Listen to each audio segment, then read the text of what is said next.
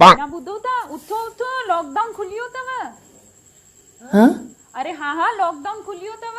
छा लॉकडाउन खुली वियो? हाँ, शुक्र आहे मालिक। मर्द माण्हू दुकान वेंदो, घर में शांती थींदी ऐं 4 पैसा बि थी वेंदा।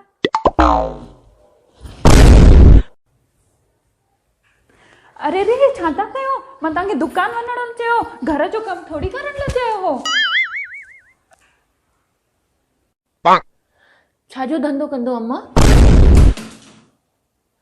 कहिड़ो दुकान हो मुंहिंजो?